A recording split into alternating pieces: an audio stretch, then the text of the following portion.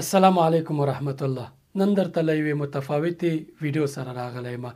دا ویډیو چې څومره مخکې ځي همدومره یې معلومات جالبه کیږي، ګټور کیږي او ستاسې په ژوند کې مثبت بدلون راوستلی شي. دغه ویډیو ده چې ما یې له ډېرو دوستانو سره وعده کړې وه. که تاسې زما ټیک ټاک کې ویډیو کتلي، ما د یوه 3 ساعته پادکاسټ په اړه خبرې کړې وې چې نړیوال ریکارډ یې جوړ کړی دی. په دې کې مهم موضوعاتو باندې بحث شوی دی. نن مې د هغې نچوړ درته راوړی. حوصله ورته مه بایلئ. که وخت نه لرئ دا ویډیو بیا وروسته وګورئ. کله چې مو وخت درلود، کله چې فارغ وئ دا ویډیو وګورئ. یا که سفر باندې تللی دا ویډیو اوږده ده، قرار یې ځان ته چالان کړئ او معلومات یې ځان سره واخلئ. کوم معلومات چې درته مهم ښکاره شو نوټ یې کړئ له ځان سره. یوازې یوټیوب کې دا 3 ساعته پادکاسټ دی. یوازې یوټیوب کې 140 میلیونه کسانو تر دې دمه چې دا ویډیو زه ثبتوم دا ویډیو کتلې ده. 3 ساعته پادکاسټ او د ګینیس نړیوال ریکارډ جوړ کړی دی. دا 3 ساعته پادکاسټ چې ما وکتو، ما 2 ځل کتلی و. ذهن کې مې ویل چې دا حتما زه پښتو باندې د دې مهم نقاط راخلم او دوستانو سره یې شریکوم. انشاءالله چې دا ویډیو کوای شي تاسې ذهن کې، ستاسې اړیکو کې، ستاسې په ژوند کې مثبت تغیرات راولي، ځکه ډېرې مهمې خبرې پکې شوي دي. د یاسر الحزیمی پادکاسټ دی. دا شخص یاسر الحزیمی نومیږي. د اړیکو شخصیت جوړونې ډېر تکړه لیکوال او ویناوال دی. د فنجان په نوم دغه پادکاسټ کې 3 ساعته خبرې کړي چې دا په نړۍ کې تر ټولو ډېر کتل شوی پادکاسټ دی. 3 ساعته ویډیو ده، 140 میلیونه کسانو کتلي، څخه مهمه ده. له همدې امله د ګینیس نړیوال ریکارډ جوړ کړی و، هغې کې ثبت شوی دی. تر دې وړاندې د ایلن ماسک یو پادکاسټ او د جو روګن په نوم یو یوټیوبر سره چې شاوخوا 88 میلیونه کسانو کتلی و، خو دا د هغې 2 چنده ډېر کتل شوی. په عربي ژبه دی او دومره کتل شوی، ځکه معلومات یې ډېر جالبه دي. د دې پادکاسټ هغه کمنټونه او هغه نظرونه د خلکو ما وکتل، ټولو به همدا ویل چې کاشکې دا نور هم وګد وی. یعنې 3 ساعتو کې د دوی حوصله نه وه ختمه شوې او خلکو ویل چې کاشکې دا نور هم ډېر وګد وی. خلکو ویل ژوند کې مثبت بدلون راوستی دی. ډېر زیات خلک ترې خوشحاله دي کمنټونو دغه کې. نو ما ویل چې ولې زما افغان ورونه له دغو معلوماتو مستفید نشي. په همدې خاطر مې ډېر کار په دې وکړو. تقریبا 21 صفحې شاوخوا معلومات شو چې ما دا راواخیستل. پښتو لنډیز مې ورته برابر کو، مهم نقاط مې ترې راواخیستل او ستاسې په خدمت کې دي.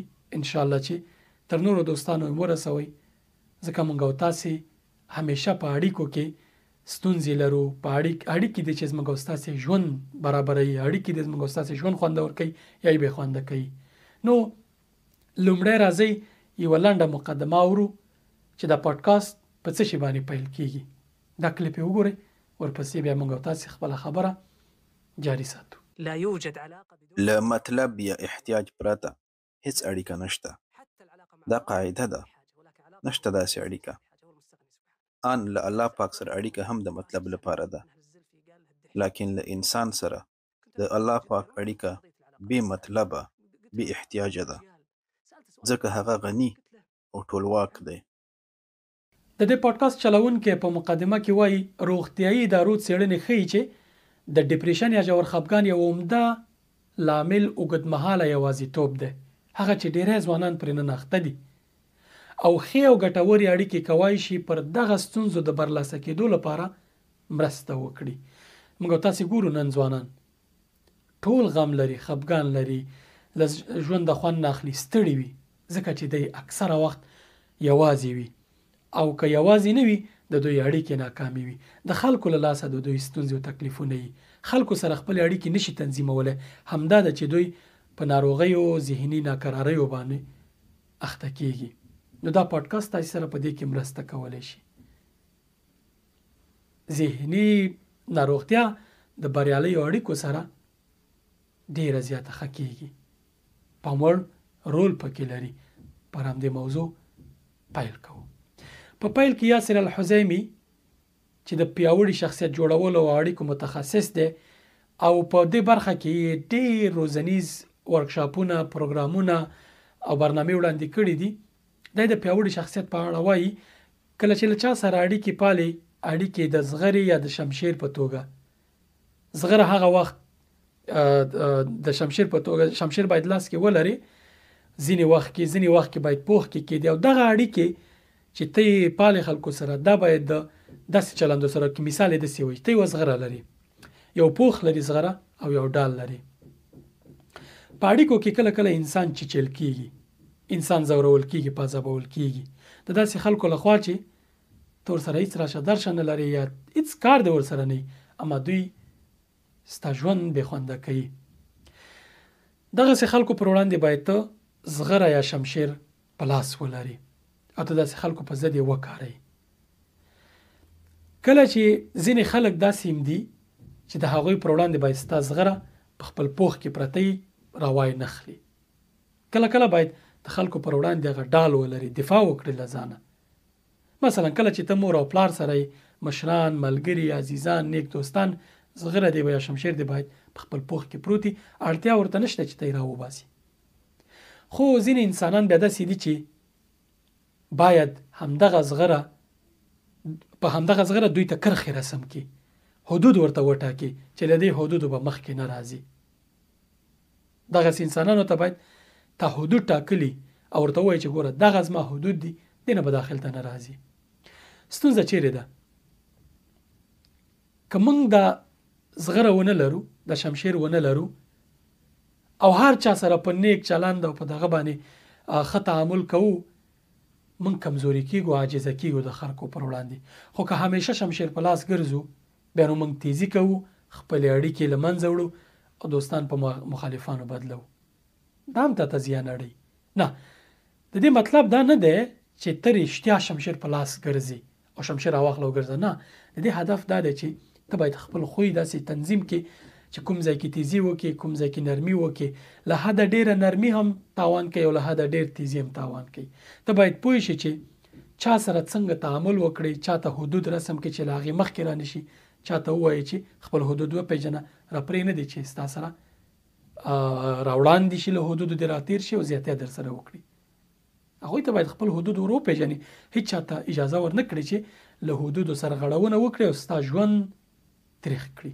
ځکه ډیرو کسانو ژوند د نورو کسانو لاسه په تکلیف دی، بې خونده دی. انسانان دي چې د انسانانو ژوند بې خونده کوي، انسانان دي چې د انسانانو لاسه په عذاب دي. دغه انسانانو ته باید ته حدود وټاکي. یاسر الحزیمی یوه جالبه نقطې ته اشاره کوي د خپلو خبرو په لړ کې. دی وایي په اړیکو کې تر ټولو مهمه اړیکه چې د اړیکو اساس او بنیاد دی، له ځان سره یا ذات سره اړیکه ده. ورپسې وایي د اړیکو 4 ارکان یا اساسات دي. لومړی له الله پاک سره اړیکه یا علاقه. الله پاک فرمایي اعوذ بالله من الشیطان الرجیم ان الذين آمنوا وعملوا الصالحات سيجعل لهم الرحمن ودا. ژباړه دا ده چې دا باوري ده کوم خلک چې ایمان راوړی دی او ښه عملونه یې کړي دي، ډېر ژر به رحمان رب د هغوی لپاره په زړونو کې مینه پیدا کړي. د انسانانو په زړونو کې ځینې خلک دي هیڅ ګټه درته نه رسوي، خو بیا هم په تا ګراني او له هغوی سره ځان آرامه احساسوي او بې له کوم پخوانۍ تجربې پرې اعتبار کوي. دا مینه څنګه ده؟ دا مینه د الله پاک لخوا ده. نو له الله پاک او خالق سره مینه له مخلوق سره پر مینې مخامخ تاثیر کوي. که ته خپلې اړیکې یعنې هدف یې دا ده چې الله پاک سره ښې تنظیم کړي، انسانانو سره ستا اړیکې ښې کېږي، انسانانو سره ستا اړیکې ګټورې او مثبت کېږي. ښه اړیکه په 3 شیانو باندې ولاړه ده. د هغه څه خصوصا د الله پاک سره ښه اړیکه په 3 شیانو باندې ولاړه ده.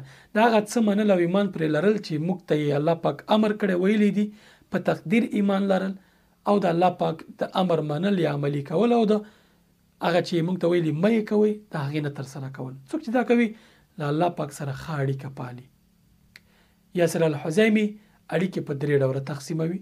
له الله پاک سره اړیکه چې خبرې مو پرې وکړې، له خپل ځان یا ذات سره اړیکه او له نورو سره اړیکه. لومړی له الله پاک سره اړیکه. دا تر ټولو مهمه او اړینه اړیکه ده چې د انسان ژوند او آخرت تضمینوي، ورپورې تړلی دی. دویم له ذات یا له خپل ځان سره اړیکه ده. خپل ذات یا ځان څه شی دی؟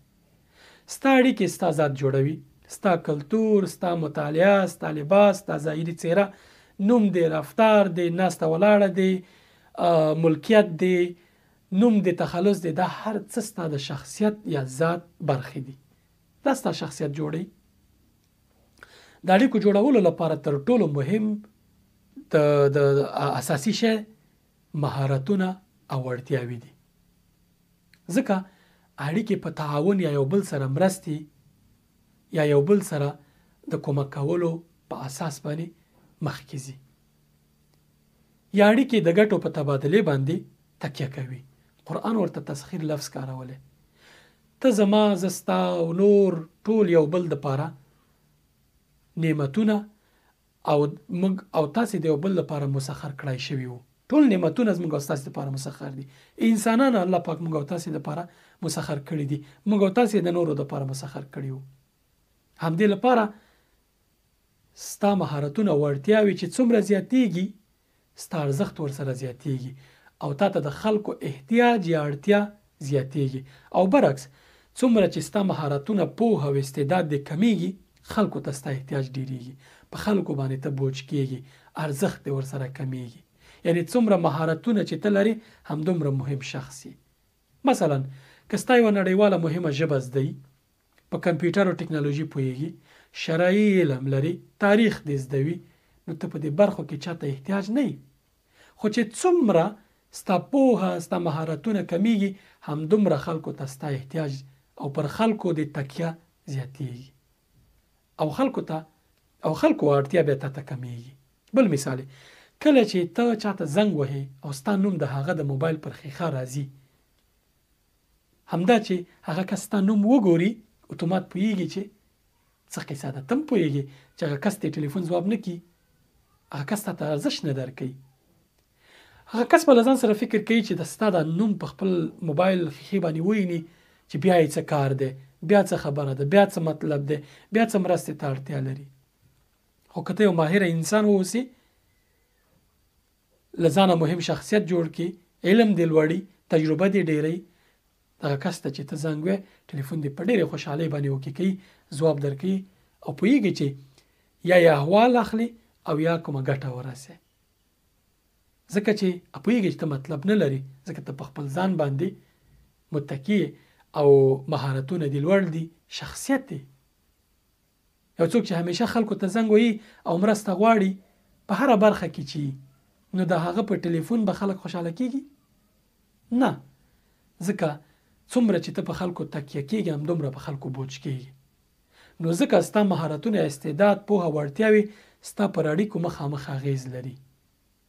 خلکو سره ستا په اړیکو کې مثبت رول لري. لکه څنګه چې ابن تیمیه یا علی رضی الله عنه ته یو قول منسوب دی چې وایي خلک درې ډوله دي. لومړی هغه چې ته ورسره مرسته کوي، ته یې امیر یا آمر یې، ستا تر احسان لاندې. یعنی هغه چې تا سره مرسته کوي، ته یې تر لاس لاندې اسیر یې، احسانمند به یې، هغه به په تا احسان کوي. او هغه چې تا ته اړتیا نه لري یا تا ته محتاج نه دي، ستا سره سیال یا مساوي دي، ستا سیالان دي. همیشه کوشش کوئ، یعنی هدف دا دی چې د خپلې اړیکې داسې تنظیم کړي چې خلکو سره سیالي کې برابر واوسي، ښه سیالي، بده نه. اوس که ته همیشه د امیر یا آمر په شان ژوند کوي، دا حالت ته خطرناکه دی، ځکه چې همیشه به خلک له تا استفاده کوي، د ناراحتۍ احساس به کوي. دا چې ته د چا لاس لاندې ژوند کوي او همیشه ورته محتاج، دا حالت هم کله څوک ځان ته انتخابوي.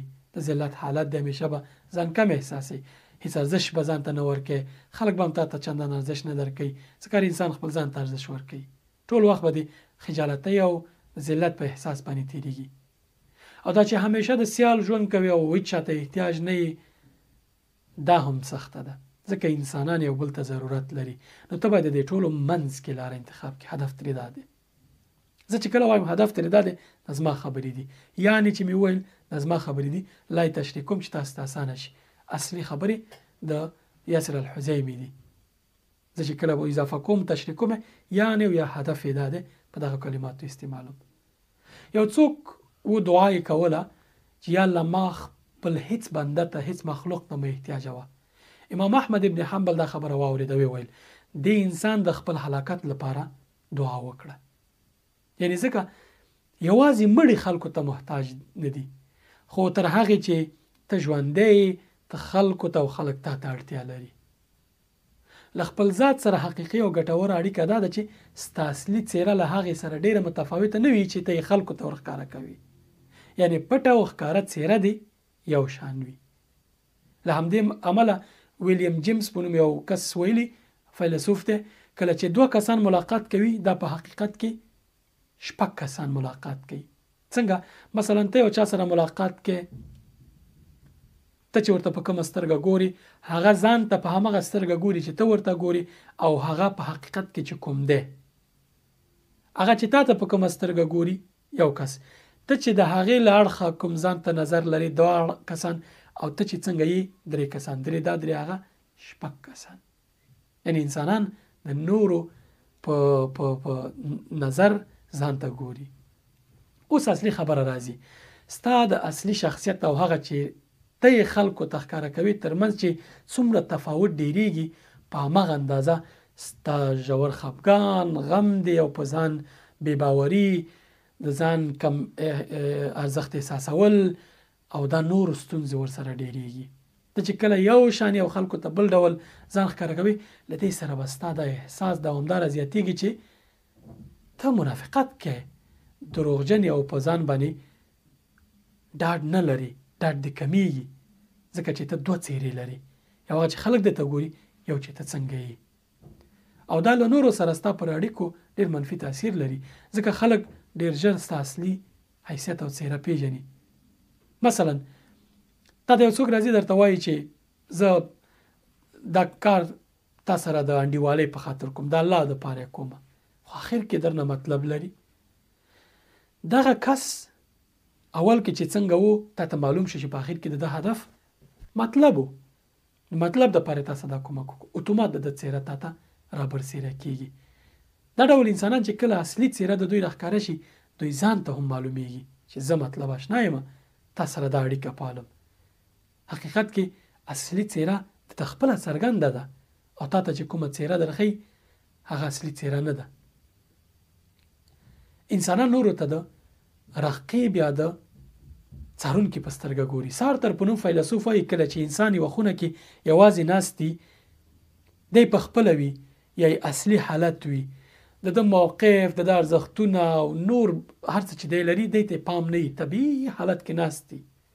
خو چې کله یو څوک داخل شي کوټې ته، دروازه خلاصه شي، د اتومات رانیغ شي، بدل شي، د یو بل انسان شي، ځکه دی دغه داخل شوي کس له نقطې نظره بیا ځان ته ګوري، دغه په سترګو کې ځان ته ګوري، دا کس ما په اړه څه فکر کوي. دا انسان ولې خپل عادي حالت بدلوي، عادي حالت نه راوځي؟ ځکه چې دی هغه کس ته د رقیب په سترګه ګوري یا د څارونکي په سترګه ورته ګوري، او کله چې هغه داخل شي د اصلي څېره بدله شي. نو کله چې ته د انسانانو لپاره داسې حالت بدلی را بدلی، نو بیا فکر وکړه چې کله الله پاک د انسان اصلي رقیبي یا څارونکی وي، بیا به ستا حالت څنګه وي؟ هدف یې دا دی ته هغه وخت واقعي انسان یې، ستا د ژوند مشکلات هغه وخت حل کېږي چې ته څنګه پټ و پناه یې همداسې بهر هم اوسي، ځکه چې پټ و پناه الله پاک څارونکی دی. ته د انسانانو دپاره خپل حالت او موقف بدلی، خو بیا چې کله بهر راوځي څومره ښه انسان شي. انسانان کله ځان ته غلط احساس کوي، کله انسانان پوهېږي زه غلط یم چې نور خلک یې درته ووایي، ځکه دا انسانان رسول الله صلی الله علیه وسلم فرمایي چې المؤمن مرآة المؤمن، مؤمن د مؤمن آینه ده. هوښیار انسان چې کله آینه کې ځان بدرنګه ویني، آینه نه ماتوي. د ښیښې ګناه څه ده؟ ځکه هغې تا ته اصلي څېره درښودلې. دغه انسانانو سره چې تا اړیکې لري، کله چې دوی په تا انتقاد کوي، کله دغه کوي، سالم انتقادونه داسې دي، ته باید هغوی سره اړیکې پرې نه کړې، هدف ترې دا دی، او ته باید دغه ښیښه له منځه یونسي، ځکه پام کوه چې ښیښه تا ته نه راځي، ته ورځې ښیښې ته درېږي. په دې معنی چې انسان باید له نورو نصیحت او مشورې واوري، داسې نه چې په تمه چې خلک به ما ته راځي کور ته مشورې به راکوي، نه، ته باید له خلکو مثبتې مشورې واخلي، په ژوند کې بدلون راولي او اړیکې دې سمبالې کړي. کله چې منفي نظر درکړي تا کې نه وي، په دې معنی چې هغوی تا ته خپله هغه اصلي څېره ستا نه ده درښودلې، بدرنګه څیره درخی. کله چې تا ته غلط معلومات درکوي ته د هغې په اساس باید دوی سره تعامل وکړي. انسان باید ځان ته په هغه سترګه وګوري چې څنګه او څومره دی، نه بې ځایه ځان ته په لویه سترګه وګوري او نه په ډېره کمه سترګه وګوري، ځکه دغه دواړه حالتونه د انسان په تاوان دي. عمر رضی الله عنه یو ځل منبر ته پورته کېدو پر مهال یې ویل ما به یو وخت چوپاني کوله. خلک ورته ویل تا د همدې دپاره موږ راغوښتي وو. ویل نه، زه چې کله پورته کېدم ما ته نفس مې دا احساس راکړو چې ته خو عمر یې، امیر المؤمنین یې، څومره لوی شخص یې. ما وغوښتل چې تاسو ته ښکاره کړم چې زه یو وخت کې چوپان وم.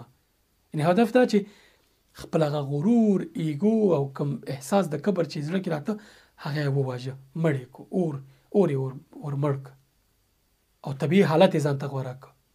په دې ډول باندې انسان باید خپل ځان ډیسپلین کړي، خپل ځان تزکیه کړي.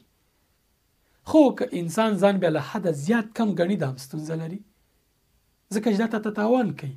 ته به همیشه هر ځای کې ځان کم ګڼي. رسول الله صلی الله علیه وسلم څومره ښه فرمایلي انسان باید ځان تحقیر نه کړي. صحابه پوښتنه وکړه چې انسان څنګه ځان تحقیر کولی شي؟ انسان خو خپل ځان څنګه تحقیروي؟ هغه مبارک وفرمایل داسې یو ازموینه، داسې یو کار کې ځان ښکیلوي چې تر وس یې پورته وي. یو کار باندې راځي اعلان کوي زه داسې کار کوم، هغه بیا نشي کولی. مثلا زه او ته وایو فلانی کار کوو، خو د هغې وړتیا وس نه لرو. کله چې هغه کار کې ځان ښکیل کړو په لوی لاس ځان کم راولو. په ځان له حده ډاډ په سم ډول د ځان نه پیژندلو له امله کېږي. مثلا یو څوک په یو کار نوی شروع کوي، دی چې څنګه جذباتو کې اول کې وروسته بیا نه وي. کله چې مخکې لاړ شي دغه کار ستونزې ورته معلومې شي، دغه کار مشکلات ورته معلوم شي، دی دې ته متوجه شي چې دا کار خو ډېر سخت و. همدې لپاره د چې څومره تجربه کوي همدومره ورته کار مشکل ښکارېږي. که د قوي اراده ونه لري کار پرېږدي، نیمه کې ستړی کېږي او هر څه په میدان پرېږدي، کار ته پاتې کېږي. خو انسانان په دوه ډوله دي، یو هغه چې ناکام شي غورځېږي او یو هغه چې هماغسې غورځېدلی پاتې کېږي، او بل هغه چې بیا راپورته کېږي، لویږي بیا راپورته کېږي، لویږي بیا راپورته کېږي. یعنې ته باید دغه انسان اوسې که وغورځېدې بیا راپورته شي، اراده دې قوي. ځکه انسانان له خپلو تجربو، له محدودیتونو زده کړه کوي، خپلې کمزورۍ پیژني، په قوت یې بدلی، مخکې ځي. ته باید تجربه وکړي، ځکه بې له تجربې انسان نه پوهېږي چې کمیان یې څه دي، څنګه یې پوره کړي. د عربو وایي متل دی له تجربې مخکې ډار کمزوري ده. ته باید تجربه وکړي، بعد د هغې بیا که ډارېدې پوه شه چې دا ستونزه ده. هر انسان له کمزوري حالته پیل کوي بیا مخکې ځي. داسې انسانان ته نه پیژني چې دوی اول نه قوي راغلي، ځکه انسان په تجربو پیاوړی کېږي. ستا د ډریورۍ لومړۍ ورځې به تا ته یادېږي. لومړۍ ورځ څومره سختې وي، څومره ډارېدې. په 2 مترۍ کې به د موټر تېرېدو ورته پښې به دې لړزېدلې. نن څنګه ډریوري؟ د عامو خلکو خبره په پټو سترګو باندې ډریوري کې. نو ستا د ډریورۍ تجربه را په یاده کړه. په لومړۍ ورځو کې تا چې نوې ډریوري کوله څومره ډارېدې، څومره وېرېدې چې ټکر ونه کړي. 2 متره لرې به درنه موټر تېرېده، ډارېدې به دې پښې به دې لړزېدې چې ټکر ونه کړي. پراخ ځای به موټر به دې نشو تاوولی. نن چې ډریوري په پټو سترګو ډریوري کې په عامه اصطلاح، نو ته چې دا تنګ ځایونه یې ډاډه پې ورځي، په یوه لاس ډریوري کې خبرې هم پکې کې، موبایل ته هم پکې ګوري، کیسې هم پکې کې. دا ځکه چې تا تجربه وکړله، ځکه چې ته ماهر شوې، ځکه چې ته با تجربه شوې، تجربې دې وکړې. یو ورځ، بله ورځ ټکر درنه وشو، بل وشو، بالاخره ته یو تکړه ډریور شو. ژوند هم همداسې دی. هدف ترې دا دی چې ژوند هم همداسې دی. ته چې څومره ژوند کې مخکې ځې، تجربې کوي، په هماغه اندازه باندې ستا ژوند خوندور کېږي، مهارتونه دې ډېرېږي او ته یو کامیابه او بریالی انسان کېږي.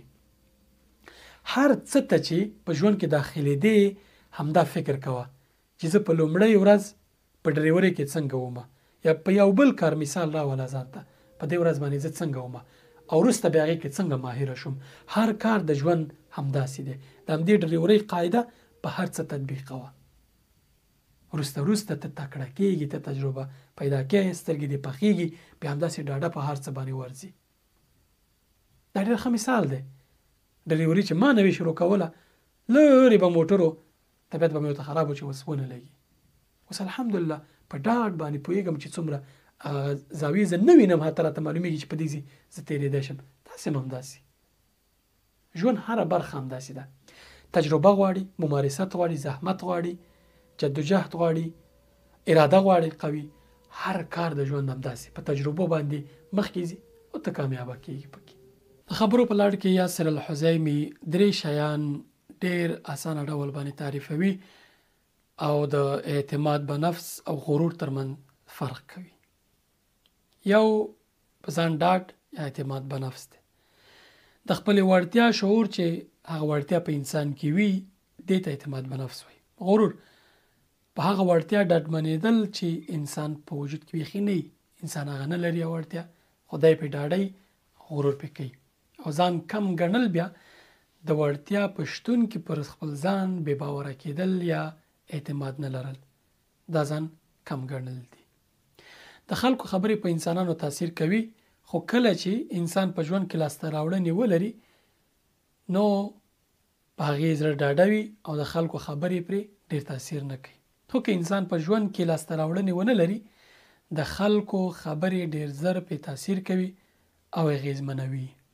له لاسته راوړنو سره سره انسان نشي کولی چې د خلکو خولې بندې کړي، اما کولی شي خپل غوږونه بند کړي، پرده پرې راونغاړي او د خلکو نظرونو له اورېدو ځان بې پروا کړي. ځکه دا ناممکنه ده چې موږ د خلکو خولې، د خلکو سپکې سپورې او منفي نظرونه بند کړو. خلک د خپل رب په اړه منفي نظر څرګندوي، جرأت کوي خپل خالق د هغوی ژوند، واک، روزي، هر څه د هغه په لاس کې ده، هغه په اړه وایي. ځینې وایي د الله لاس تړلی دي، ځینې وایي الله پاک فقیر دی، ځینې نور بل څه وایي، نعوذ بالله. او د رسول الله صلی الله علیه وسلم په اړه خلک خبرې کوي. نو زه ورته څوک یم؟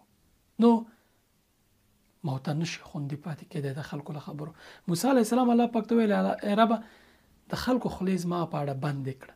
الله پاک ورته ویل موسی دا خبره ما د ځان دپاره نه ده لیکلې، ما د ځان دپاره نه ده مقدر کړې، نو ستا دپاره به یې څه مقدر کړم؟ خلک چې هر څه غواړي ودې یې وایي، خو چې ته ملامت نه یې او په تا کې هغه ستونزه نه وي، د حالتونو ته اماده واوسه، چا کیسه کې مه کېږه. بله خبره د خلکو سره د ځان پرتله کولو په اړه ده. کوچنی وړوکی شی کله پیژندل کېږي چې مقایسه شي.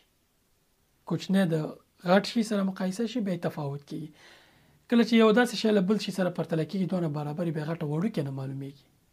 کله چې ته له خلکو سره ځان مقایسه کوي، پرتله کوي، هغوی درته لوی او مهم ښکاري، له دې سره تا ته ځان کم ښکاري.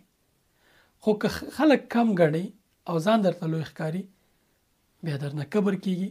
ځکه رسول الله صلی الله علیه وسلم فرمایلي بطر الحق و غمت الناس. دا احمد ابن د امام احمد ابن حنبل په کتاب کې روایت شوی ده او مسلم هم روایت کړی دی. څه معنی؟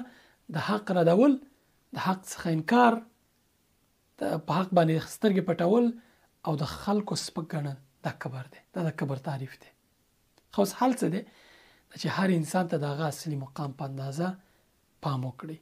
څنګه چې دوی دي په هغه سترګه ورته وګوري، د یو انسان په سترګه ورته وګوري، داسې نه چې ډېرې لوړ کړي، داسې نه چې ډېرې ښکته کړي. د حده زیات خلک مه لویان کوه، ځان درته کوچنی ښکاري. له حده ځان مه لویوه چې خلک درته کوچنی ښکاره شي. منځ کې انسان ځان ته د ګټې او تاوان صلاحیت نه لري، بیا نو پاتې دا چې تا ته به څه ګټه او تاوان ورسوي. کله چې چا ځورولې، خبرې در پسې کولې او یا د ضرر رسولو اراده یې لرله، دې حالتونو ته د یوې مخفي کمرې په سترګه ګوره. کله چې انسان نه خبر چې هلته کمره پرته ده، څنګه زر غوسه کېږي، طبیعي حالت ښکاره کوي بل ول. او کله چې خبر شي چې هلته مخفي کمره ده، څنګه اتومات ښه سړی شي. دا دویم حالت حقیقي حالت نه دی، اصلي حالت دی. اصلي حالت کوم دی؟ هغه مخکینی غوسه کېږي، طبیعي حالت کوي. د دنیا ژوند هم لکه د مخفي کمرې ننداره ده. ډېری حالتونه حقیقي نه دي.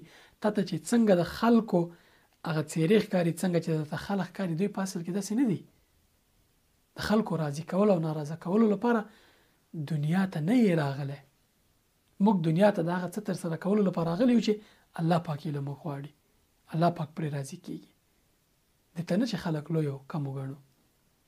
که په دې مفکوره اوسې د خلکو انتقادونه خبرې در باندې په اسانۍ اغېز نشي کوی، ځکه دوی ته به ته هغه ګمان کوي چې دوی دی هغسې څنګه چې دوی دي. امام الاوزاعي چې کله د وخت د امیر لخوا ایزار کړی شو، کفن یې اغوستی و، ځکه چې امیر ډېر ظالم و، دی په دې فکر ورغلی و چې وژني به. کله چې ورغی د دې پر ځای خلکو ځانونه راټول کړل، ځکه د کفن اغوستی و. خلکو ویل چې اوس به وژني. برعکس امیر قدر وکړو، احترام یې وکړو او خپل څنګ کې کېنه او ښه په قدر عزت یې بېرته رخصت کړو. پوښتنه ترې وشوه چې د دې حکمت څه و. زه چې کله راننوتم، ما چې د حاکم یا د امیر په خپل تخت باندې ولیدو چې دومره شان او شوکت کې ناست دی، الله پاک را په یاد شو چې په عرش باندې استوا کړې، دا به څه شان او دبدبه وي. د انسان د ځان ته ضرر رسولو صلاحیت نه لري، بل ته د ضرر رسولو صلاحیت به څه ولري. نو همدا و چې هغه راته کوچنی ښکاره شو، ځکه چې کله الله پاک لوی ګڼي انسانان درته کوچني کېږي، ځکه نفع او ضرر د الله پاک په لاس کې دی، انسانانو نه دی. ته چې کله انسانان ته د هغوی تر اصلي حیثیته لوړ فکر کوي، لکه مدیر د خپلې روزي سرچینه ګڼي یا خپل برخلیک وظیفې پورې تړي او یا داسې نور، ته دوی ته له حده زیات فکر کوي. دغه انسانان دي د دې لپاره راغلي چې ستا په اړه د الله پاک اراده تمثیل کړي. انسانان د الله پاک د ارادې د تمثیل لپاره د یو بل لپاره مسخر کړای شوي دي، اسباب دي. ته چې الله پاک د خیر اراده وکړي، انسانان ته مسخر کوي، ټول نظام یې ته مسخر کړی دی، تابع کړی دی. ځکه د انسان پر ځای باید الله پاک په الله پاک تکیه وکړو، خلک خپل رب ته پرېږده.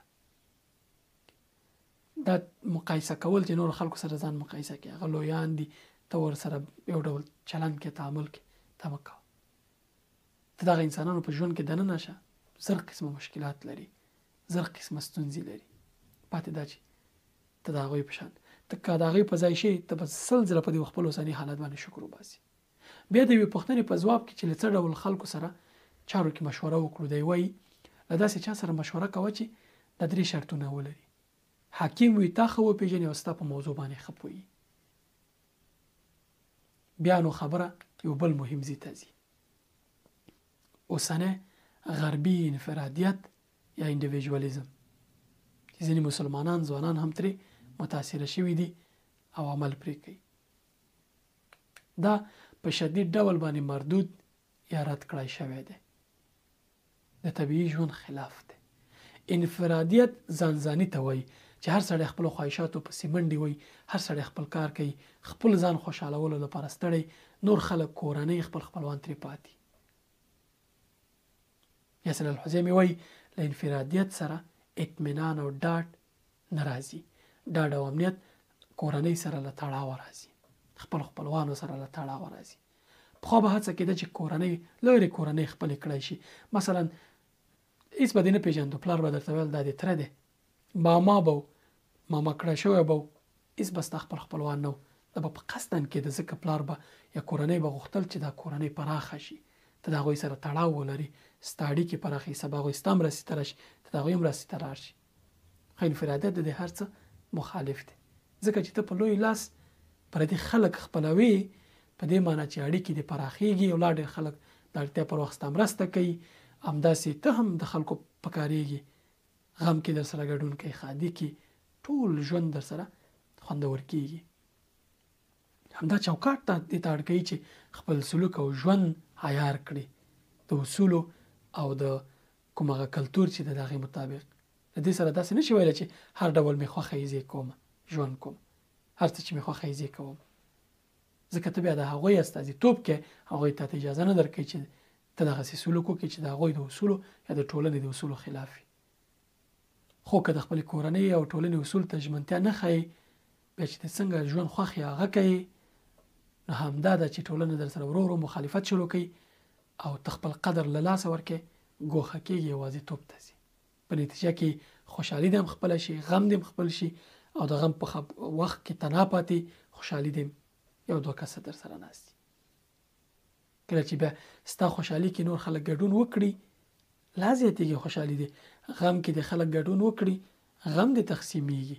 همدا د کورنۍ د پراخېدو ګټې دي، او همدا ده چې انسانان یو بل سره تړلي دي. انسان ټولنیزه پدیده یا اجتماعي پدیده ده. بې له ټولنې، بې له راشه درشه اړیکو باندې انسان یوازې کېږي. د غم په وخت در باندې غم بوجي، خوشحالي دې یوازې د ژوند شو. چې غم در سره تقسیم شي خپلوان یې تقسیموي. اما ځانځاني او انفرادیت انسانان داسې حالت سره مخ کړي چې په ټولنیزو علومو کې ورته میوپیا وایي. میوپیا د سترګو یو ډول ناروغي ده چې لرې شه انسان په سمه توګه نشي لیدلی. اما په ټولنیزو علومو کې ورته د معیارونو له لاسته ورکولو تعریف کوي. هر هغه څه چې دین، ټولنې او کلتور سم بللي او یا ناسم بللي په اړه یې ته بې پروا شي او ټولنیز آداب په پام کې نه نیسي. سم او ناسم منځ کې توپیر نه کېږي. همدې ته ټولنیز علومو کې میوپیا وایي. مثال زموږ ستاسې ځوانان ګورو چې ټولنیزو شبکو کې څه حالتونه دي، ټیک ټاک کې څه کارونه نه کوي. کو دوی کورنۍ په ځان تړلی وای، کورنۍ د دوی سره وای داسې کارونه کول. خو غرب کې دي، اکثره غربي ټولنو کې دي، هلته انفرادیت دی، د کار دی، مازدیګر راشي اتاق ته تنه دی بیرته کار دی، نه خپل ویني، نه ماما ویني، نه تره ویني چې د هغوی له سترګو یې حیا وشي. هر څه چې زړه یې کوي کیسه کې د چا نه دي. دا انفرادیت تاوان دی.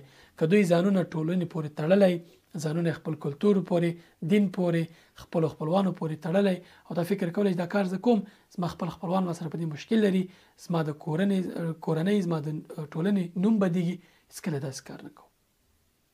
خو دوی د هاس په غوندې سهار کار ماښام کور، سهار کار ماښام کور، هماغه اتاق کې چې فکر کوي همدا اتاق دی، نور څه نشته، هر څه ورته عادي شي، میوپیا باندې اخته شي. د ټولنې، د دین، د کورنۍ هر څه اصول او هر څه له پامه وغورځوي، ځکه دا حالت راشي. یو بل مهم ټکی یادوي او وایي چې ډېری خلک دي چې استثناء په قاعده بدلوي. مثال وایي ځینې خلک وایي چې هر هغه سړی چې ګیره لري ښه سړی نشي کېدی، یا ټول کسان چې ګیرې لري ښه خلک نه دي، یا حجابي ښځې په اړه وایي چې ټولې حجابیانې ښې ښځې نه دي، یا حجاب چې څوک یې ښې ښځې نه دي. ګورې په هغه کسان چې په سنتو برابر دي، هغه کسان چې حجاب کوي، دوی کې به ناسم خلک وي، اما دا به ډېر کوچني دا استثناء ده. دا په قاعده بدلول باندې دا ناسم کار دی او په دې باندې د قاعدې حکم باید ونشي. دا اسانه قضاوت ده، اما ستونزه دا ده چې استثناء پکې په قاعده بدلیږي او حکم د هغې په اساس کې، یعنې څو کسانو په خاطر باندې ټوله ټولنه منفي فکر ورته کېږي او منفي حکم پرې کېږي. همدې ته د معیارونو لاسه ورکول وایي چې په ټولنیزو علومو کې ورته میوپیا وایي. دا ډیره مشکله ده. پولنډیولاس له برتانوي ټولنپوه فیلسوف باومن ټولنیزو معیارونو له لاسه ورکول خالي عرش سره تشبیه کوي. خالي عرش یعنی څنګه دی؟ وایي کله چې جرمن فیلسوف نیچه اعلان وکړ چې دغه په باور هغه خدای چې د په ذهن کې وو، هغه ویلي چې خدای د په ذهن کې کوم دی مړ شوی، چې کله هغه مړ بللو نو د هغه دین یا هغه قوانین چې په انسانانو باندې حاکم وو د دغه خدای له مرګ سره هغه له منځه تللی دي. نو اوس به د ښه او بد حکم له کومه ځایه کېږي؟ نو د دوی په باور چې انسانان به په خپله ځانونو ته ټاکي څه ښه دي څه بد دي. کله چې انسان په خپله ځان ته ښه او بد معیارونه وټاکل، ورسره انفرادیت یا ځانځاني یا چې په انګلیسي کې ورته انډیویجوالېزم وایي او نسبیت یا ریلیټیویزم منځته راغلل. په انډیویجوالېزم کې فرد په ټولنه خپلې ګټې لومړی بولي او ریلیټیویزم یا نسبیت کې یا نسبي فکر هغه څه دی چې یا هغه نظریه ده چې وایي هیڅ حقیقت یا ارزښت یا اخلاقي معیار مطلق یا ثابت یا عمومي نه دی، بلکې دا هر څه د وخت، کلتور او اشخاصو نظریو پورې اړه لري. یعنی یو شی چې په یوه ټولنه کې ښه ګڼل کېږي په بله ټولنه کې بد ګڼل کېږي. مثلا یو حقیقت یو کس ته رښتیا ښکاري، بل کس ته ناروا غلط ښکاري. د دې نظریو سره انسانیت په حقیقت کې له منځه تللی. ځکه هغه چې ما ته به ښه ښکاري تا ته ښه نه ښکاري، تا ته ښه ښکاري ما ته ښه نه ښکاري. اوس چې کله یو خدای نه وي، یو رب نه وي چې د هر څه تنظیم کړي، یو عمومي دغه نه فکر نه، د خو انسانان د خپل ګټو لپاره سبا دغه کس په خپل ګټه باندې یو شیخ تعریفوي، ته وایي دا صحیح دی، غلط شی وایي. کله چې د دوی په فکر عرش خالی شو، دغه فیلسوفانو په فکر باندې رواجونو یا عمل لیدلوری یا ټرند واکمن شو. ټرند یعنی ډیر خلک چې یو شی پسې ځي، او همدغه عمل لیدلوری یا رواج پر انسانانو باندې حاکم شو او انسانانو ته ښه او بد تعریفوي او لیدلوری ورته ټاکي. خو دا چې عمل لیدلوری یا ټرند بدلینونکی طبیعت لري، نړیوال کېدو یا ګلوبلایزیشن ته یې لاره هواره کړه. د دې سره د نړۍ لپاره یو ډول کلتور، اقتصاد او سیستم تحمیل کړی شو. مثلا نیکټایي د رسمي لباس لپاره نړیوال معیار شو. سیمه ییز لباس په رسمي لباسونو کې نه حسابېږي. چې نیکټایي دې نه یې اچولي رسمي نه. یوه ژبه د نړیوال معیار په توګه، د نړیوال ژبې په توګه په نورو وتپل شو، او که هغه د چا نه وي زده، نړیوال پروډکټ ته لاسرسی مشکل ده. محلي ژبې پر وړاندې پیکه شوي. خلک اوس خپل ژبو کې هغه اصطلاحات کاروي. نیمه ژبه په انګلیسي وایي، ځکه چې معیار دی که نه، چې ته باید ښکاره شي چې پرمختللی، عصري، روشن فکر. محلي خوراکونو ځای برند خوراکونه ونیو. خپل وطني طبیعي خوراک پر هغه مصنوعي برګرونو باندې پیکه شوي دي. سیمه ییزې رسنۍ پیکه شوې او نړیوالو رسنیو د خلکو اذهان په خپل کنټرول کې ونیول. او همداسې نور که چاته دې مخالفت کوو، درې انتخاب لرل. په درې حالتو باندې تابع کېدل: د استعمار یا ظلم له لارې تابع کېدل، د رسنیو او تعلیم له لارې د سافت پاور په توګه یو شی نورمالایز کول، خلکو کې عادي کولی، او بله چې د وروسته پاتې یا پسمانده کېدو ټاپه لګول، په دې توګه یې له صحنې لرې کول، چې ورسره اختلاف د اختلاف پر ځای په شاته تګ یا وروسته پاتې والي باندې بدل شو. یعنی پخوا به بېلابېل کلتورونه، متفاوت ارزښتونه بلل کېدل، خلکو به ورته احترام کو. اوس یو کلتور ونه مني، نور کلتورونه ورته پر وړاندې کم ښکاري، عامه مني. که چا مخالف لوری غوره کاوه، نو داسې معرفي کېدو چې دا نو نړیوال کېدو نه وروسته پاتې دي، دا پسمانده خلک دي، دا انسانانو کې بیخي شماري نه. مثلا که ته د نټفلیکس میاشتنی سبسکرپشن نه لري، یا سنپ چاټ نه کاروي، یا سوشل میډیا کې فعال نه، یا آیفون نه کاروي، تا ته په کومه سترګه کتل کېږي، ته وروسته پاتې بلل کېږي. مقایسه همیشه د دوو شیانو ترمنځ وي، او تر هغې درېیم شی بیخي انتخاب کې نه راځي. مثلا آیفون لري که سامسونګ، که ته ورته وایي چې دا دواړه نه لرم، وروسته پاتې په اړه درته ګوري.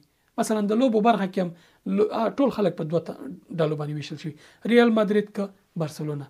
درېیم انتخاب بیخي درکوي نه. د برانډونو په برخه کې خاص برانډونه کوانه غوندې سترګې درته اوړي، او په کمه سترګه درته کتل کېږي. د خوراکونو، ژبې او پیسو په برخه کې د عصري ښکارېدو لپاره خاص معیارونه دي. که ته ډالر ګرځې، ښه دغه پرمختللی کس. نو له دې سره که ته غواړې نړیوال شي، خپل شته ارزښتونه به یا غاړې تږدې او یا به له لاسه ورکې، او پردي به چې پر تا تحمیل شوي هغه به انتخابوي. نړیوال یا ګلوبلایزیشن کېدو زور هغه وخت احساسولی شي چې ته کله آسیایي هیوادونو ته لاړ شي، ماشوم او ټول هغه کسان چې په غرب کې ژوند کړی، یا مثلا غربي معیارونه ځان ته ټاکلي، ستړي ستومانه به ګرځي تر دې چې یو غربي برانډ پیدا کړي په سوپر مارکیټونو کې، په مالونو کې، یا په رستورانتونو کې. هغه وخت دوی د آرامش احساس کوي چې ماکډونالډ ته ننوځي یا فلانی برانډ دکان ته ننوځي. غیر دغه نه دا نور شیونه ورته عادي ښکاري. مثلا کله تاسې پوښتنه وشي چې حیواناتو کې د دوه حیواناتو نوم واخله، اتومات به د هغه څه په ذهن کې راځي چې ټلویزیونونو کې دی اورېدلي، ځکه ستا ذهن همغه دی چې هغه پیژني، او دغه حیوان به ستا په ټولنه کې بیخي نه، بیخي به څوک پیژني نه. اما د ګلوبلایزیشن او دغه برکته به ته همغه شی وایي چې ټول یې وایي، ټرند سره وځي.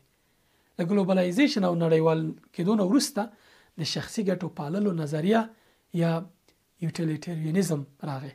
په دې کې نظریه دا ده چې تر ټولو لومړی پوښتنه پکې دا کېږي، دا نظریه اوله پوښتنه پکې دا وي: زما پکې څه ګټه ده، زما پکې فایده څه ده چې ورسره اخلاق او کور ړنګېږي.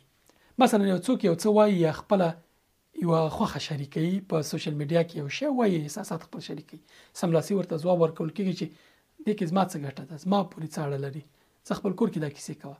داسې انسانانو سره خپل شخصي ګټو غم وي د نورو احساساتو ته درناوی نه لري.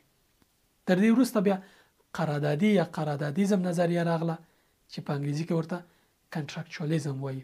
په دې نظریه کې اخلاقي اصول هغه دي چې ټول عقلمن خلک پرې موافقه وکړي او هیڅ څوک د منلو پر وړاندې قوي اعتراضونه لري. یاسر الحزیبي وایي چې دی له دې نظریې سره مخالف نه دی. هر نظریه کې خپل خوالي او بدوالي شته او په بشپړ ډول ردیدای نشي خو منفي اړخونو باندې پام کوي. په دې کې هر تعامل د طرفینو په ګټه وي. مثلا یو څه راکړه یو څه درکوم دا قانوني تعامل دی اما انسانیت پکې نشته ترحم پکې نشته. په دې کې یوازې هغه څه کېږي چې توافق پرې شوی. غربي سیستمونه اوس مهال په همدې ولاړ دي. دا بهترین نظام دی چې کله حق ستا په ګټه یا ته په خپل حق پوهیږي خو که خبر نه یا حق ستا په ګټه نه بیا نو لوی تاوان دی پکې ستا. یو مثال به زه درکړم.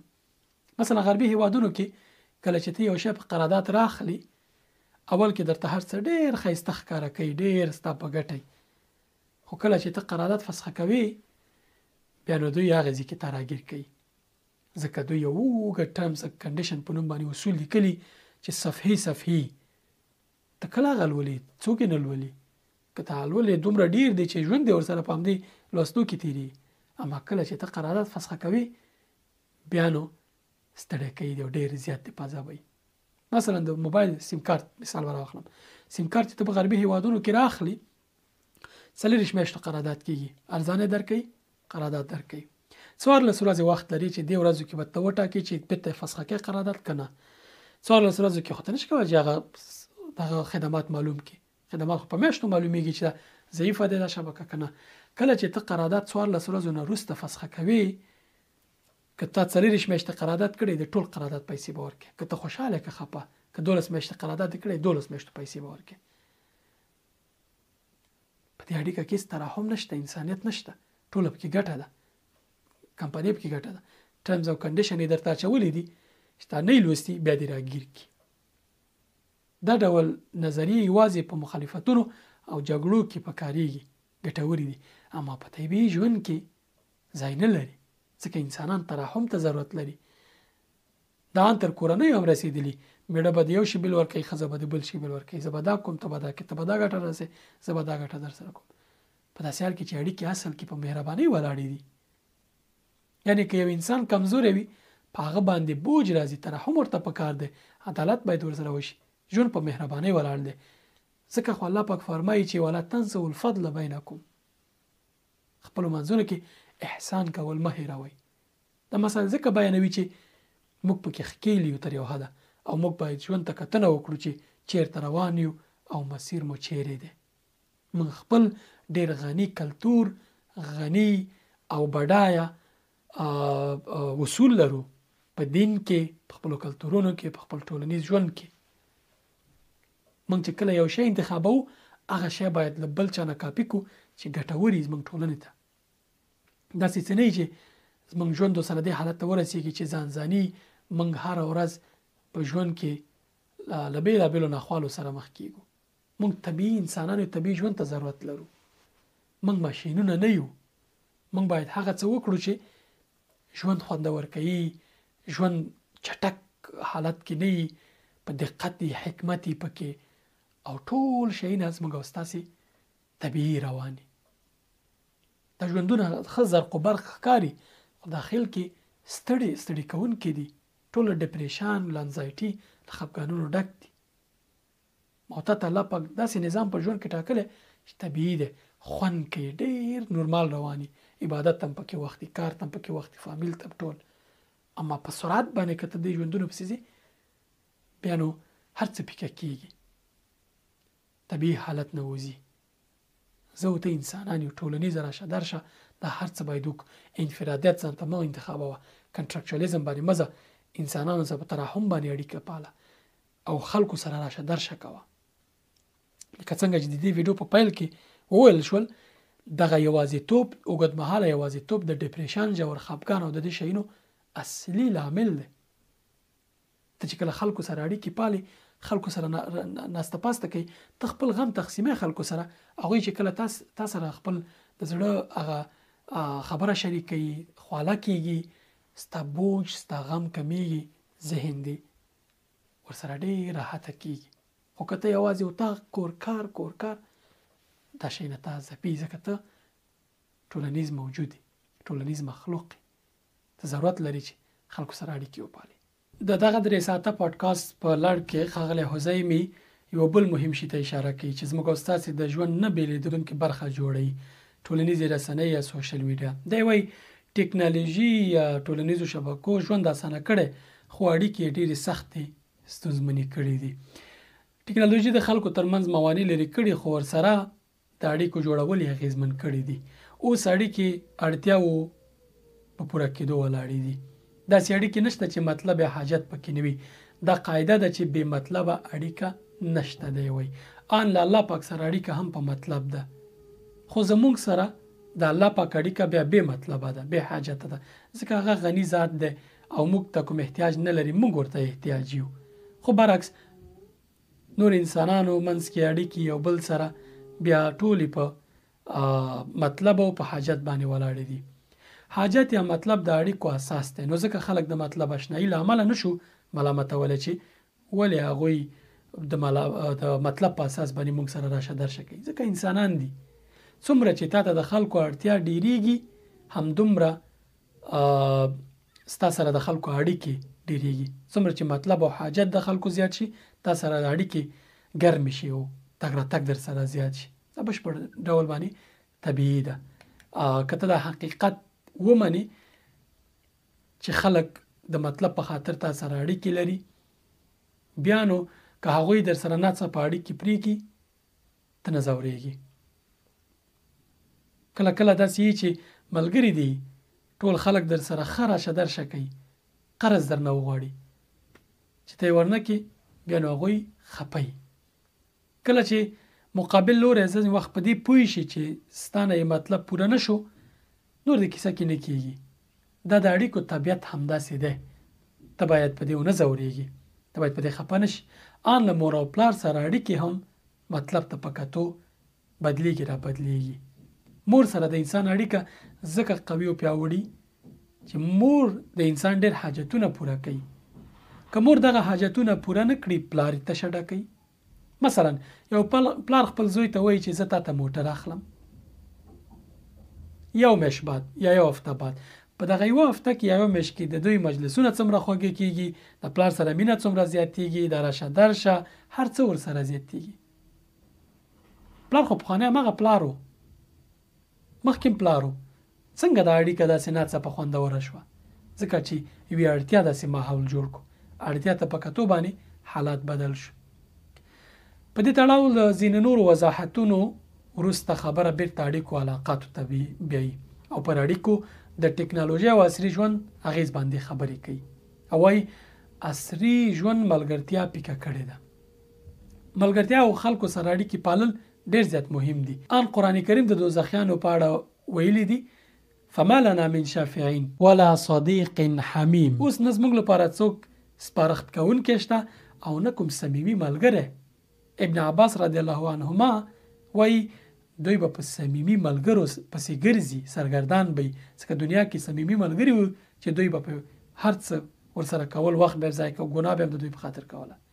نیک ملګري ډېر زیات مهم دي، ځکه په دنیا کې هم ګټه در رسوي او په آخرت کې د شفاعت کوي، څنګه چې حدیث کې راغلي. بیا پر اړیکو د سوشل میډیا یا خواله رسنیو پر اغیز خبرې کوي او وايي ټولنیزو شبکو د مسؤلیت پذیرۍ حس کم کړی دی. د بیلګې په توګه موږ تاسو یې وینو د یوه ناوړه پیښې په اړه یوازې پوسټ وشي یا ټویټ وشي یا فیسبوک کې یا ټیک ټاک کې یو شی وشي، نور نو دغه کس احساس کوي چې هغه اخلاقي بوج او مسؤلیت چې څه لره په همدغه یو پوسټ او ټویټ سره دی خلاص شو، مسؤلیت یې ادا شو. په داسې حال کې چې د پیښې قرباني سره هغه څوک چې غم یې لیدلی، درد یې لیدلی، تکلیف یې لیدلی، هېڅ همکاري نه ده ترلاسه کړې. خو دې خوا ته یو چا پوسټ وکړو، ملګری دی، دوست دی، عزیز دی، خپلوان دی، په هغه پوسټ باندې اکتفا وکړه. یو څوک مړی یوازې د واتس اپ په پیغام باندې غم شریکي ورسره کیږي یا آنلاین فاتحه ورته وشي، په دیره کې مړی یوازې څو کورنۍ غړي او څو خپلوان ورسره او د تابوت دي. نور خلکو خو خپل هغه ټول مسؤلیت په واتس اپ یا په یو پوسټ باندې حل کړی. ټولنیزو شبکو اړیکې اسانه کړي خو مسؤلیتونه یې پیکه کړي، کم رنګه کړي دي. خصوصا د کورونا وبا پر مهال کوم چټک پرمختګ چې په دغه برخه کې په 2 کلونو کې وشو، دا باید په 10 کلونو کې شوی وي. د 10 کلونو پرمختګ په 2 کلونو کې کورونا وبا پر مهال وشو. زده کړې آنلاین شوې، طبابت تر ډېر آنلاین شو، جلسې او نورې راټولېدنې مجلسونه آنلاین شو، د خلکو خصوصي حریم له منځه تللی سوشل میډیا سره. او اوس یو څوک د ټولنیزو شبکو چې فعال نه وي خلک ورته وایي ته ولې نه یې، ته ورک یې. ته په پخوانۍ زمانه کې ژوند کې. اوس چې څوک واده کوي خو سرخیلې پروفایلونو ته ورځي او د ټول شخصیت اغېزې نه ګوري. نو څوک چې ټیک ټاک کې کنزلماراني زما نه خوا څوک چې ټیک ټاک کې کنزلماراني او سپکې سپوري وایي دوی د متوجه اوسي که سبا چاته مرکه ورلیږي خو سرخیل به ټیک ټاکونه ورګوري او بیا وایي دا څه رقم سړی دی. د 4 هجري قرن عالم الجریري چې د خپل وخت خلک ډېر ښه پېژندلي وو، ښه درک کړي وو، دی وایي لومړي قرن کې به خلکو د دین په اساس باندې له یو بل سره تعامل کوو، چلن به د خلکو ترمنځ اړیکې به د دین په اساس وي، تر دې چې دین ورو ورو خلکو له اړیکو ویستو، کمرنګه شو. دویم قرن کې بیا خلکو په وفا باندې اړیکې پاللې، بالاخره وفا هم پکې له منځه لاړه. دریم قرن کې بیا خلکو په مروت یا اخلاقي اصولو تعامل کاوه، تر دې چې دا هم له منځه لاړ. 4 قرن کې بیا چې دی پکې اوسېده او خپل خلک یې ښه درک کړي وو، خلکو د حیا له مخې یو بل سره چلند او سلوک کاوه، تر دې چې حیا هم له منځه لاړه او هر څه د ګټې په اساس شو. که ته ماته ګټه رسوي زه تا ته ګټه رسوم، یو طرفه ګټه نشته. ژوند چې څومره عصري او چټک کېږي لکه ریلګاډی کې چې سفر کوي څومره تیز رواني، د منظرې ټولې پیکه شي، تتې شي، خوند یې نه اخلي. عصري ژوند کې هم هر څه په سرعت روان دي او خوند یې پیکه کېږي. هر شی چې په سرعت رواني په هغې کې خوند نه وي. د عصري او بسرعت ته چټک ژوند کې ژور فکر نه وي، حکمت نه وي، آرامش نه وي، د نفس تزکیه نه وي، عبادت نه خوند اخیستل نه وي، پکې مال نه خوند اخیستی نه وي، اولاد سره کېناستو مجلسونو کې خوند نه وي، ځکه اجناس بدلته فکر بدي کار کې شپه ورځ کار دا ښه دی انسان کار وکړي، اما ژوند بې خونده کېږي چټک ژوند سره، ډېر داسې مصنوعي ژوند سره، ماشینري ژوند سره. په داسې ژوند کې بوختیا ډېره وي، عاید او هر څه به ورسره ډېر وي، خو مؤثریت کمي، خوند ورسره نه وي. مور سره به ناست دي واتس اپ کې به مجلسونه رواني، اولاد سره به ناست وي ټیک ټاک ویډیوګانې به سکرول کوي. عجیب ژوند نه دی؟ رسول الله صلی الله علیه وسلم یو ورځ له صحابه رضی الله عنهم سره ناستو، خپله ګوتمه یې ایسته وغورځوله. صحابه و ترې پوښتنه وکړه چې ولې دې وغورځوله؟ ویل دې زه له تاسې مصرفه کړی وم، کله به مې دې ته کتل کله به مې هغې ته کتل، یعنې د دې له لاسه به ما تاسې ته نشو کتلی، زما توجه یې متاثره کړې وه، همدې لپاره مې ایسته وغورځوله. اوس خبره یو بل ځای ته بیایي، عکس العمل ته. هر عمل عکس العمل. موږ باید بد کار ته دی وایي چې غبرګون ونه ښایو، ښکاره یې نه کړو. یعنې که د یو چا سره د اړیکې یو هغه در سره بد وکړل، سملاسي بد عکس العمل مه ښکاره کوه. که چا درته کنځا وکړه په کنځا ځواب مه ورکوه، دا یې سمه طریقه نه ده. د عمل او د عکس العمل ترمنځ یوه فاصله ده چې دې ته تفسیر وایي. د یو عمل یا د عمل یا کړنې هغه اصلي هدف پرې پیژندل کېږي چې دا کار ولې وشو. مثلا یو کس دی د شانه دې په څپېړه ووایي، ته ډېر په غوسه باندې راتاو شې، وګورې چې تره دې دی یا ماما دې دی، څومره مهربان شي، ستړي مه شي، ورسره وکړي، راشه در سره ورسره وکړي، په خندا او په ورین تندي باندې ښه راغلاست ورته وایي. که ناشنا زنګ درته مثال راشي او ملګری دی او غوسه باندې درته لګیا وي، ته خو پوهېږې چې دا زما صمیمي ملګری دی، د حتمن څه خبره ده، د هغې دپاره یو تفسیر پیدا کړي، معنا ورته پیدا کړي، یو توجیه ورته پیدا کړي، بهانه پیدا کړي چې دا کار سره له دې چې تیز دی، زشت دی دا کار، ولې ورسره ستا عکس العمل متفاوت دی؟ ځکه چې ته د دوی کار دپاره یو بهانه پیدا کړي، بهانه لري، واضح شو درته، معنا باندې پوه شي، تفسیر باندې پوه شي. کله چې د دغه ډول زورونکي عمل په مقصد او هدف پوه شي، ناسم کار هم درته خوندور شي، خاندې ورته ورین تندي باندې ښه راغلاست هم ورته وایي. که دې څوک ټلیفون ته، نو همدا ژوند کې همدغه قاعده ځان څخه هر ځای کې عملي کوه. که څوک ټلیفون ته د ځواب در نه کړي، خفه او غوسه کېږه مه. کله چې د احساس بدل کې او خفه شي او غوسه شي او چا باندې، دا تا ته تاوان رسوي، ذهني ناروغۍ او ناکرارۍ درته جوړوي. ته باید داسې ونه کړې، ته باید داسې وکړې چې هر کار ته، هر عمل چې چا کاوه، د هغې دپاره یو توجیه پیدا کړه. یو چا کنځا کولی، دا بد اخلاقه دی، تربیه نه لري. یو چا در باندې غوسه کوله، دا به مشکل لري. چا د ټلیفون ځواب نه کو، مثلا ځان سره دا وایي چې شاید هغه کس ویده وي، ټلیفون یې چارج کې پروت یا کوم بل مشکل به لري یا کوم کار به لري، خپل ټلیفون نه به ناخبره وي. دی کیدای شي اوس مجلس کې وروسته به راته زنګ وایي. خلکو ته بهانې پیدا کوه، اړیکې دې روغې پاتې کېږي. اوس خبره د اړیکو ترتیب ته راځي، څنګه خپلې اړیکې علاقات تنظیم او مرتب کړو. فارسي الاصل عالم او فیلسوف ابن المقفع وایي د رښتینې ملګري سره د مال او وینې په بیه ملګرتیا پاله.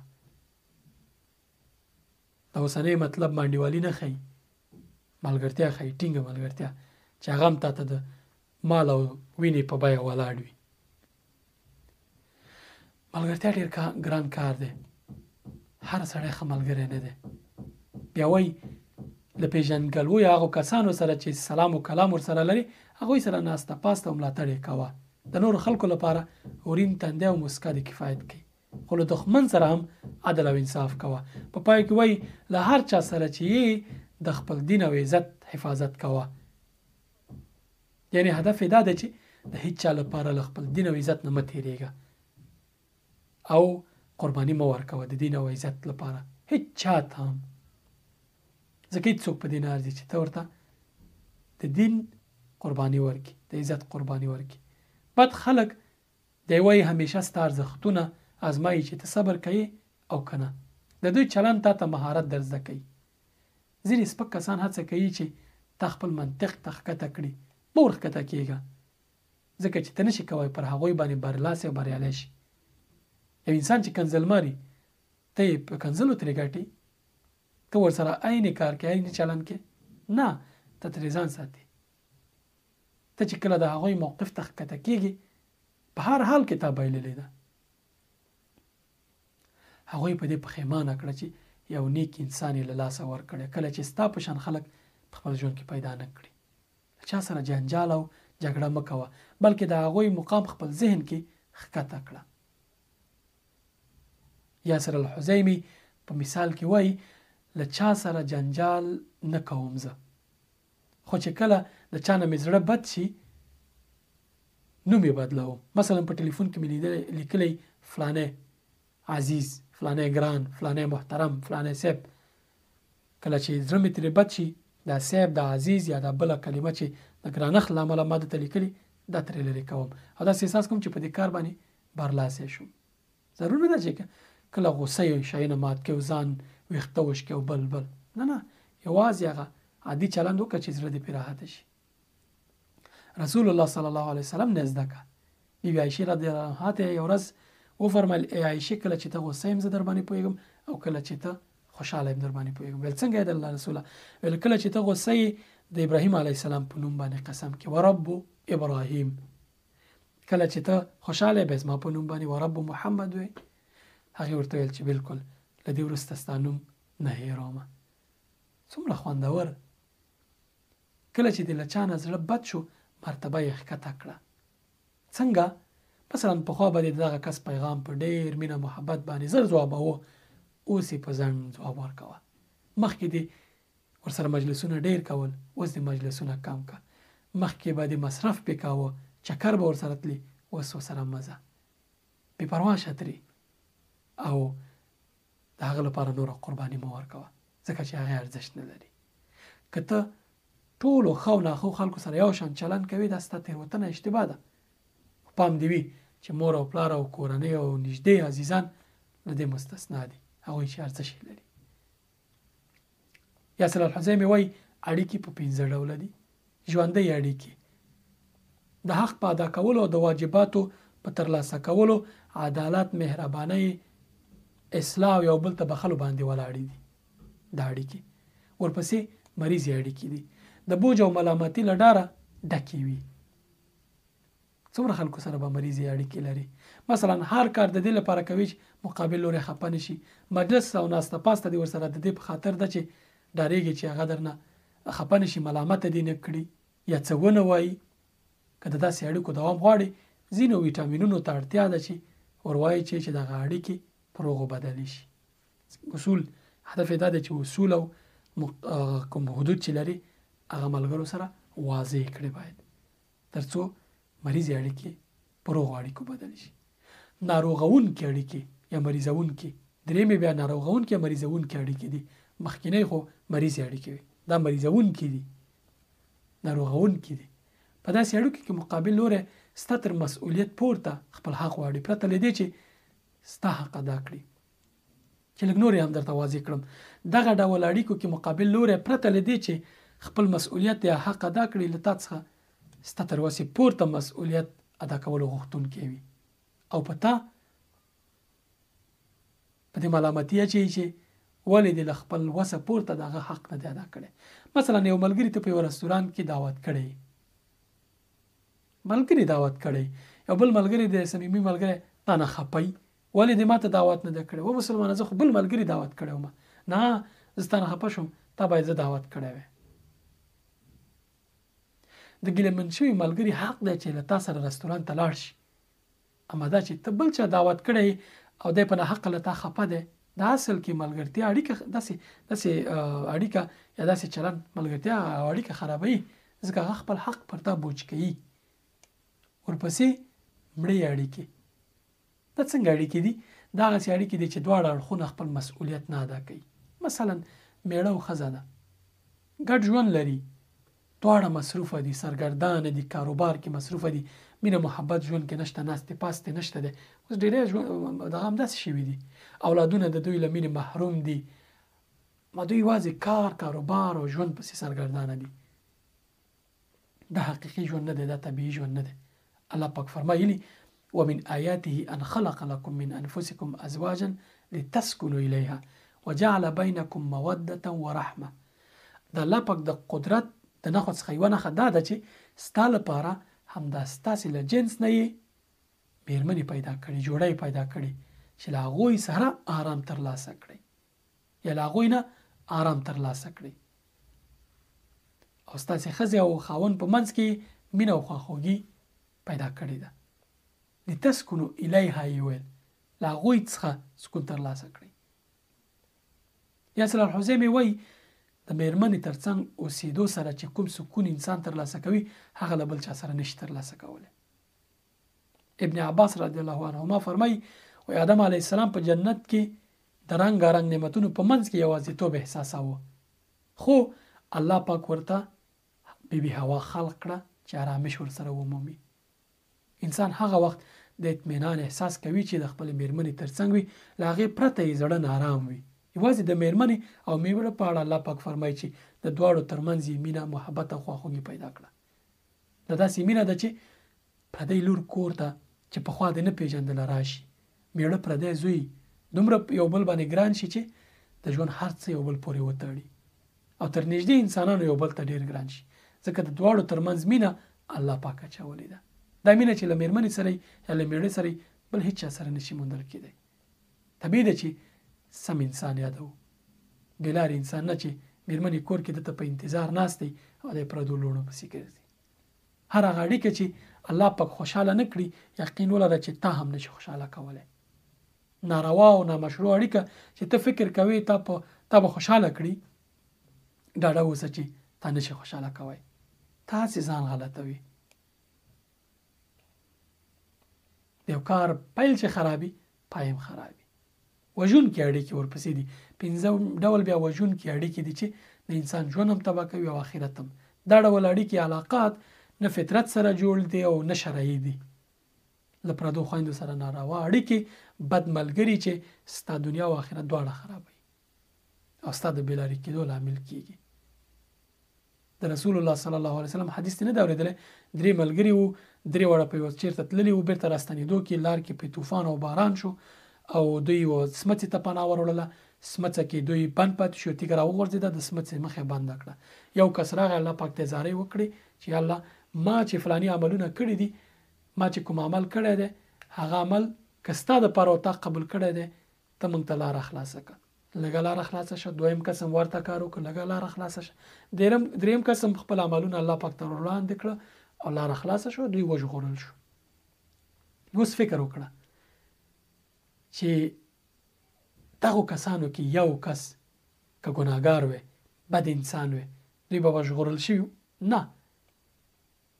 یو بد ملګری د ټول عمر پښیماني داسې حالاتو کې درته تاوان کوي.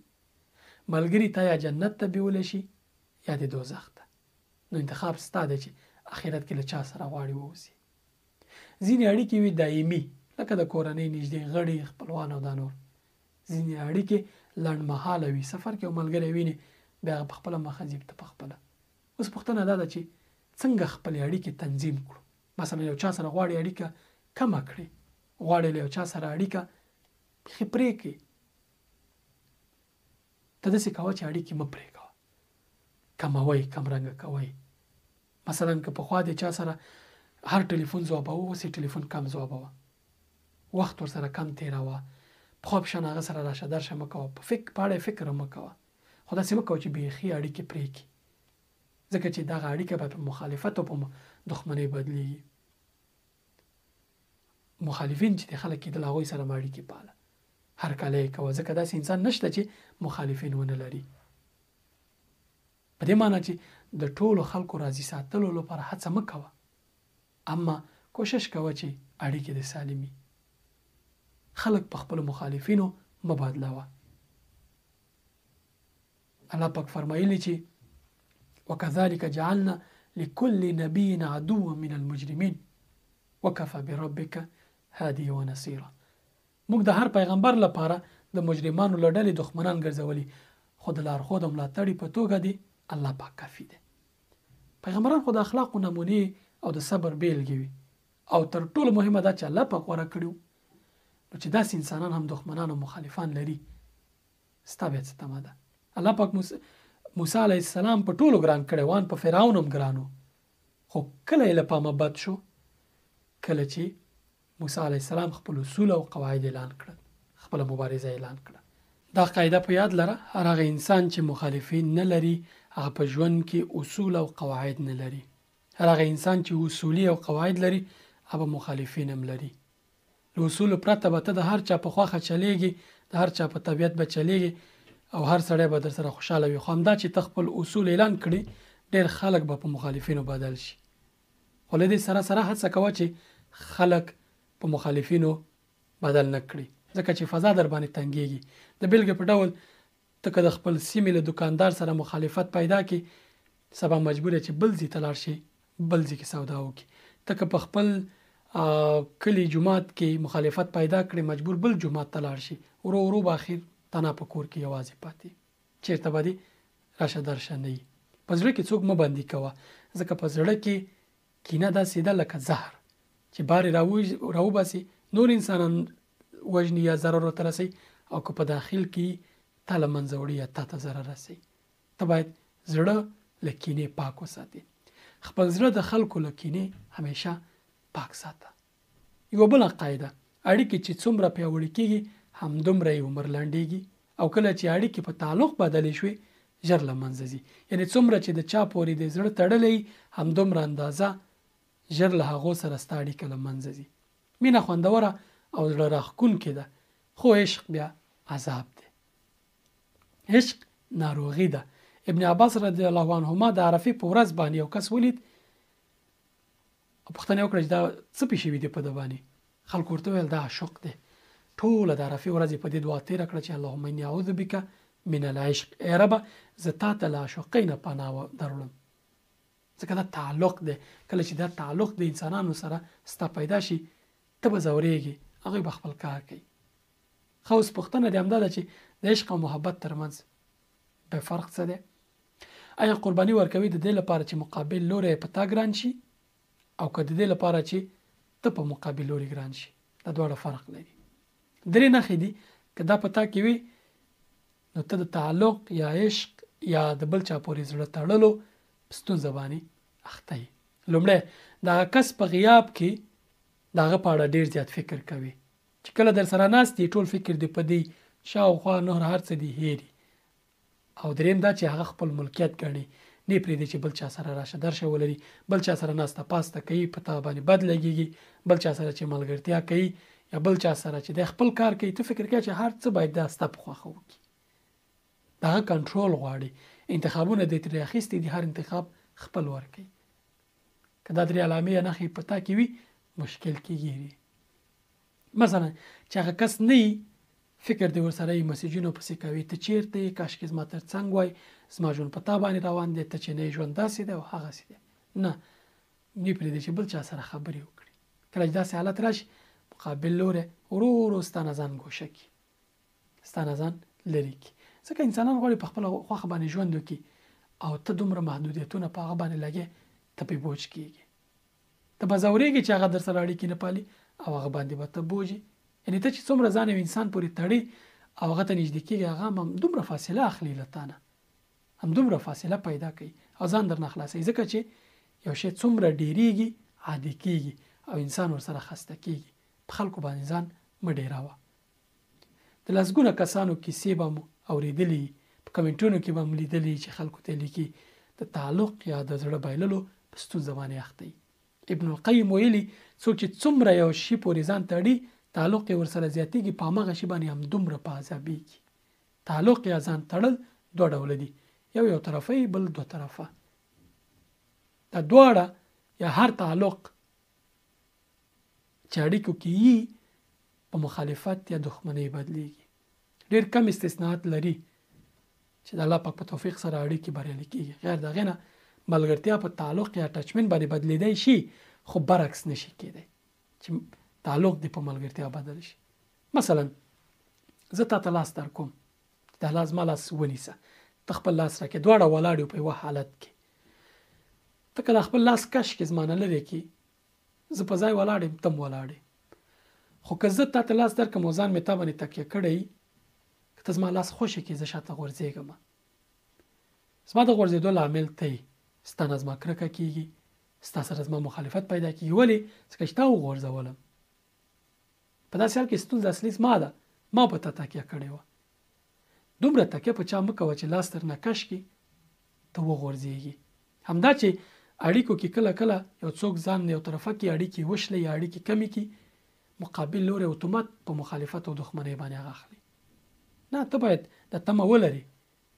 انسانان د اختیار لري اړیکې در سره پالي که نه، ته اختیار لري چې اړیکه پالي که نه. ځکه دا په اړیکه زر شلېږي چې یو بل د غورځېدو لامل وي، په یو تن خو حتما وي. دا د انسانانو حق دی چې تا سره اړیکې پالي او که نه یې پالي. خو ستونزه ما کې ده چې زه په تا پورې ځان تړم، ځان مې په تا تکیه کړی، یا تا کې ده چې په نورو پورې ځان تړي. کله چې هغوی ځان لرې کړي وغورځېږي. د ښځې او مېړه ترمنځ دا تعلق بیا تر دې هم سخت دی. خورې ستا د مېړه ژوند یو کتاب دی چې د یوې پاڼې عنوان یې دی زما مېرمن، خو ستا ژوند بیا داسې یو کتاب دی چې تا عنوان ټاکلی دی زما مېړه. دا ستا لویه تېروتنه ده. برعکس که مېړه هم داسې کوي هغه هم تېروتنه ده. لکه څنګه چې د اړیکو ماهر یاسر الحزیمي دا خبره کوي او وایي چې انسانان په ژوند کې بېلابېل رولونه لري. زه درته دا موضوع لا نوره په ساده الفاظو تشریح کوم. انسانان بېلابېل مسؤلیتونه لري. مثال ستا مېړه، ستا خاوند د الله پاک بنده دی، د یو چا زوی دی، د یو چا ورور دی، د یو چا ګاونډی دی، د یو چا کلیوال دی، د یو چا ملګری دی، د یو چا ماما دی، د یو چا سره اړیکې لري، د د یو هیواد اوسیدونکی دی، یو وظیفه لري، یو مسؤلیت لري. دا ټول د ژوند د کتاب فصلونه دي. تم پکې یو فصل. اوس که دا ټول فصلونه ته لري کې او په یو فصل باندې را خلاصه کې د ټول مسؤلیتونه یو مسؤلیت ته راولي، دا ستونزه لري. برعکس میړه هم همداسې که هغه هر څه پرېږدي، ستا ژوند هم یو کتاب دی، یو فصل دی ستا میړه. اما که میړه ته تمه لري چې ټول کتاب ته خو نشي کېدی. ته خپل کورنۍ ته، خپل خپلوانو ته، عزیزانو ته باید اړیکې ورسره وپالې، وخت ورکړي. اولادونو ته دي. ته خپل میړه ته داسې ګوري لکه ستا شخصیت چې ستا ملکیت چې یا میړه ته داسې ګوري. هر څه چې هغه غواړي یا ته غواړي یو بل باندې باید وکړي. ته په خپل میړه پورې دومره زړه تړلی چې هغه نوي ژوند یې نه کېږي. دا تعلق ته رواني ستونزې هم جوړوي، نور مشکلات هم درته پېښوي، ذهني ناقرارۍ درته پیدا کوي. ځکه انسان چې یو چا پورې ډېر زیات زړه وتړي، هغه مین وي، هغه تعلق ستونزه لري او عاشق هر څه له مخې لرې کوي تر څو خپل معشوق ته ورسیږي. دا دومره په سرعت او دومره په پټو سترګو رواني چې هر څه له شاوخوا لرې کړي، خپله کورنۍ هم خفه کړي، د خسرخیل هم خفه کړي، بل خلک هم تر دې چې هغه میړه خپل لاس ونیسي یا برعکس. او بالاخره چې کله هلته رسیږي پوهېږي چې دا خو هر څه اشتباه کړي، ټول خلک یې د لاسه ورکړي او هغه هدف نه پوره کېږي. ځکه چې دا ممکن نه دی ټول مسؤلیتونه دي یو مسؤلیت ته راټول شي. بله خبره کوي وایي چې هر انسان په ټولنه کې یو ځای او یو موقف لري. ځای او موقف بدلیږي، را بدلیږي. مثلا ته په یو اداره کې رئیس لومړی درجه کس، په کور کې عادي کس، د ورونو په قطار کې ته مثلا اخیر وروري، مور ته زوی، پلار ته زوی، ملګرو ته عادي مجلسونو کې ناست ته عادي کس. دغه کس نه چې په دفتر کې لومړی کس. ته باید تمونه لري چې په هغه ځای کې دغه احترام وشي چې په دفتر کې کارمندان ته کوي. ته مثلا پانتون کې استاد میرمنې ته میړی، ته باید دلته د استادۍ خوی ونه کې میرمنې سره دی. ته به هر یو لوړ موقف لري، خو پلار په مقابل کې دا مرتبه. همداسې هر ځای انسان که هر څومره موقف لري، خو موقفونه بدلیږي، را بدلیږي. که ته دغه ذهنیت ولري، ژوند ډېر اسانه کېږي او هر چا سره به دې اړیکې خوندورې، سالمي، ذهن به دې ارامي، ژوند به دې خوندوري. نو دا ویډیو پای ته ورسېده. 3 ساعته پادکاسټ د فنجان په نوم دغه پادکاسټ چې کیف تنجح العلاقات عنوان دی، د یاسر الحزیمي دغه خبرې ان شاء الله چې ګټورې وي او که غواړئ چې نور دوستان مو ترې مستفید شي، خلکو سره شریک کړئ. ان شاء الله نورې ویډیوګانې به په دې برخه کې کوو. موږ تاسې په دغه کامیابو اړیکو باندې کامیابه ژوند لرلی شو. موږ ته دعا کوئ. ښه وخت. السلام علیکم ورحمت الله.